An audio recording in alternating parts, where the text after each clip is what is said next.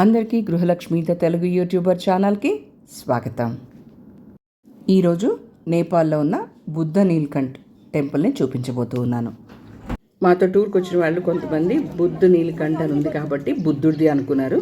అలా అనుకోవడంలో కూడా ఆశ్చర్యం ఏం లేదు. బట్ నేను కొంచెం తెలియగలదాన్ని కాబట్టి యూట్యూబ్లో కొన్ని వీడియోలు అండ్ గూగుల్లో సెర్చ్ చేసి బుద్ధ నీల్కంఠ్ అంటే బుద్ధుడు కాదు విష్ణుమూర్తి అని అర్థం చేసుకున్నాను. సో అదే అక్కడికి వెళ్ళినప్పుడు వాళ్ళతో కూడా చెప్పాను. సో ఇప్పుడు మనం ఎంటర్ అయ్యాం లోపలికి. సో ఈ దేవాలయం చాలా విశాలంగా యాజ్ యూజువల్ అన్ని గుళ్ళలాగే ఇది కూడా చాలా పెద్దదిగా ఉంది. ఇక్కడ ఎలోగా కనిపిస్తోంది కదా, ఆ లోపలనే ఒక చిన్న కొలంలాగా ఉంటుంది. అక్కడే విష్ణుమూర్తి విగ్రహం ఉంటుంది. బుద్ధ నీలకంఠ అంటే పురాతన నీలిరంగు విగ్రహం అని అర్థమంట. సో దానివల్లే ఆ ఊరికి కూడా అదే పేరు వచ్చేసిందంట. ఇక్కడ స్వామివారిని జలనారాయణ అని కూడా పిలుస్తారు. స్వామివారి విగ్రహాన్ని ఒకే ఒక్క రాయి మీద చెక్కారు అంటారు. అండ్ ఆ రాయి కూడా తేలుతూనే ఉంటుంది నీళ్ళపైన.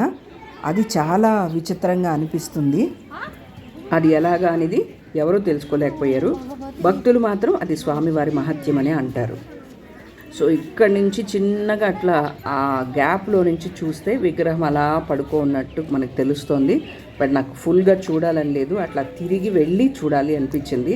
సో అందుకని ఒక రౌండ్ ప్రదక్షిణ లాగా ఫస్ట్ నుంచి అట్లా ఒక రౌండ్ వెళ్ళి తిరిగేసి వద్దాం. నాతో పాటు మీరు కూడా వచ్చేసేయండి.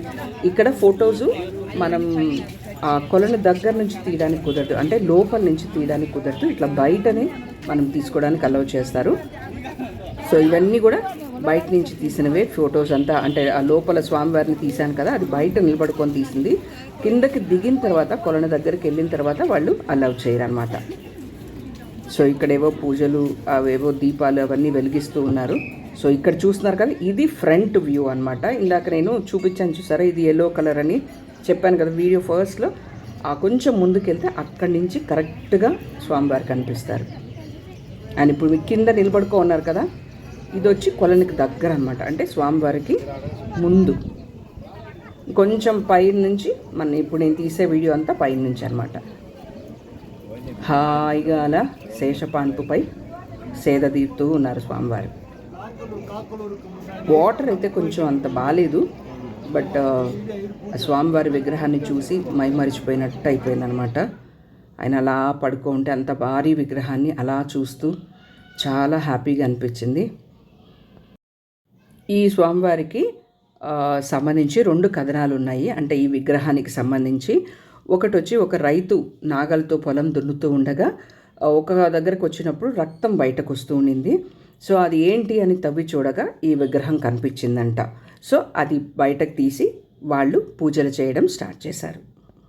ఇంకొక కథనం ప్రకారం కాఠ్మాండు లోయను పరిపాలిస్తున్న భీమార్జున దేవుడు ఈ విగ్రహాన్ని ప్రతిష్ఠించారు అని చెప్తూ ఉంటాను.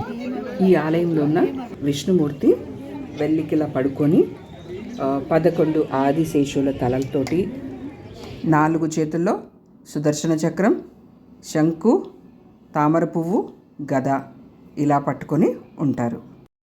యోగనిద్రలో ఉన్న విష్ణుమూర్తి విగ్రహం ఒక్కొక్కసారి శివుడి రూపంలో కూడా కనిపిస్తుందంట.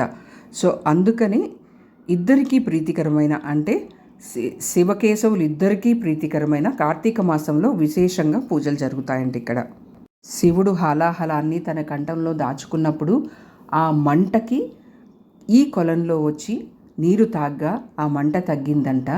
కాసేపు ఇక్కడే సేద తీరారు అనే కథనం కూడా వినిపిస్తూ ఉంటుంది.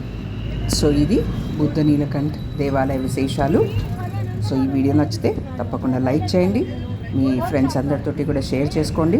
And thanks for watching my video.